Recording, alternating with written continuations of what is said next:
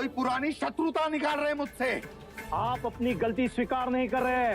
आप झूठे। मैं झूठा हूँ? हाँ। गुरुदेव, विवाद का आरंभ शिलाचार्य ने किया। उन्होंने सारे भिक्षुओं के सामने मेरा अपमान किया। मैंने इनका अपमान नहीं किया, केवल इन्हें संघ के नियम स्मरण कराए। परंतु इस तरह सबके सामने सूत्राचार्य को टोकना। तो क्या करता? आप तो वही गलती दोहरा रहे थे। सूत्राचार्य, यदि आपसे कोई भूल हुई तो आप क्षमा मांग लीजिए। गुरुदेव, मैंने जानबूझ के कोई भूल नहीं की। ये सारे साक्षी, आप इनसे पूछ सकते हैं कि इन्होंने किस उद्दंडता से मेरे से बात की। गुरुदेव, जब से ये सूत्राचार्य बने हैं, इनमें अहंकार कूट कूट के भरा है। ये मुझसे ईर्ष्या करते हैं, क्योंकि मेरा स्थान इनसे उच्चतम है। शिलाचार्य का स्थान सूत्राचार्य के बराबर का होता है। आप दोनों हमारे बड़े हैं, फिर भी आपको इतना ध्यान नहीं कि स्वयं बुद्ध आपके सामने खड़े हैं। जिह्वा तेज धार वाले चाकू के समान है, जो बिना लहू बहाए मनुष्य को मार देती है। कृपया कर आप दोनों शांत हो जाएं।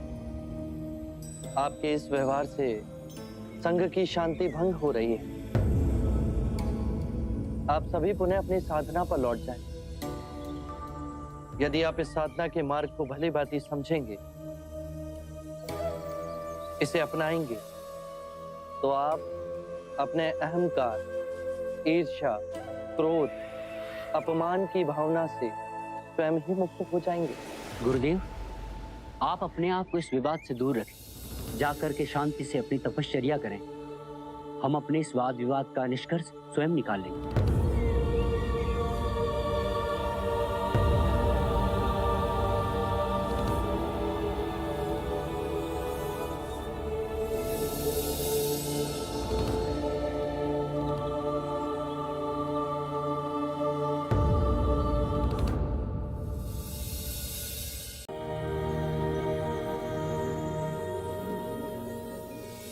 शाक्यमुनि को कौशंबी का आश्रम छोड़े बहुत अधिक समय हो चुका है। न जाने कहाँ होंगे, किस हाल में होंगे। समझता हूं तुम्हारे मन का दर्द आनंद। दो बार कौशंबी के शीलाचार्य और सूत्राचार्य अपने नेत्रों में अश्रु भर बुद्ध को खोजते हुए आए हैं। बुद्ध जैसी निधि के योग्य ना थे, आपस में प्रेम से रह ना सके और इतने छोटे मनमुटाव को इतना भीषण रूप दे दिया। बुद्ध ने तो स्वयं ही कहा है, चाहे जितने सूत्रों का अध्ययन कर लो, चाहे जितने सूत्र कंठस्थ कर लो, जब तक वो तुम्हारा कर्म नहीं बन सकते, तब तक कोई लाभ नहीं होगा। कोई लाभ नहीं होगा। सबको मार्ग का पता है, पर सब मार्ग पर चल नहीं पाते।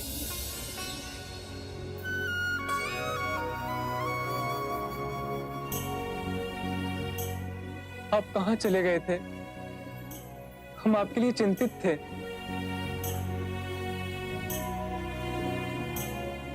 आनंद, कभी कभी एकांत में भी रहना चाहिए, ज्ञान मिलता है।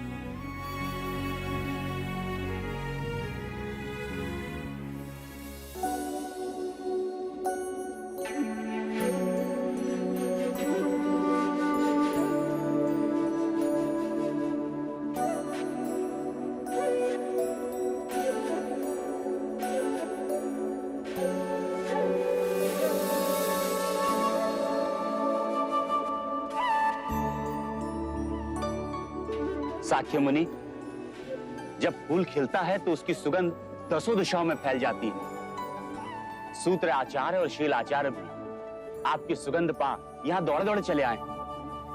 आपसे क्षमा मांगना चाहते हैं। उन दोनों के बीच समाधान हो गया है। यदि आप अनुमति दें तो ही हम उन्हें आश्रम में आने देंगे। मोगलाना, आप उन्हें वापस भेज दीजिए। उन्होंने बुद्ध का अपमान किया है। आनंद, ध्यान रहे, अपमान का भाव कभी मन में ना उठे। साक्य मुनि, प्रश्न ये नहीं कि उन्होंने आपका अपमान किया, प्रश्न ये है क्या वो धर्म के मार्ग पर चल रहे हैं या नहीं। सही कहा। सरीपुत्र सार की बात समझ गए। यदि किसी के मन में ग्लानि का भाव उठा तो भूल मानना, भूल सुधारने के लिए उठाया गया पहला पग।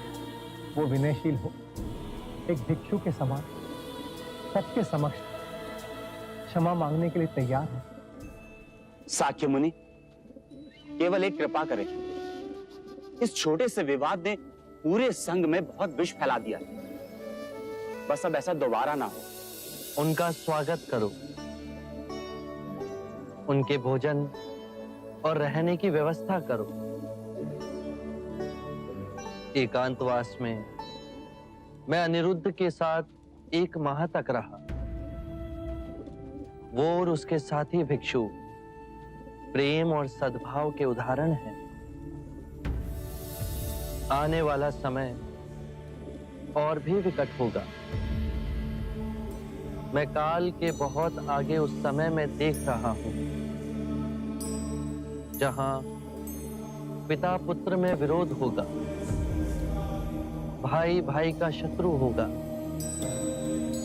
पति और पत्नी के बीच संघर्ष होगा, घर घर में आग लगेगी और उसकी ज्वाला राज्य में फैलती जाएगी।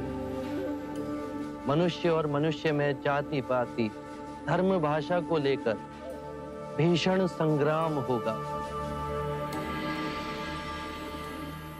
मूल में विवाद तो यही होगा कि मनुष्य में इतनी जागरूकता है कि वो दूसरे मनुष्य के साथ रह सकता है।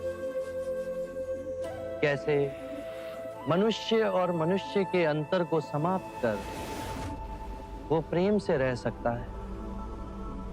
और इसका पहला उदाहरण हम यहीं सृजित करेंगे। उस युग में इस पृथ्वी की रक्षा हमारे ये सिद्धांत करेंगे।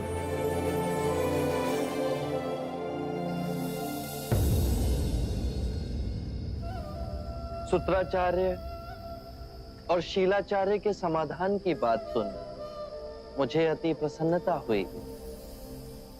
सूत्राचार्य ने क्षमा मांग शांति का मार्ग चुना। इससे सबका हित संभव हुआ। अब ऐसा संघ में विवाद ना हो, उसके लिए कुछ नियम बनाए गए हैं। इन नियमों को सप्ताधिकरण संहिता कहेंगे। इन 7 चरणों का ज्ञान आनंद आप सबको देंगे। ये भी ध्यान रहे, संदेह सबसे विकृत रोग है। ये लोगों को बांटता है। ये एक ऐसा विष है जो मैत्री को तोड़ता है। एक ऐसा कांटा है जो सदा चुभता है। और ये भी ना भूलें, हम जो सोचते हैं वही बन जाते हैं।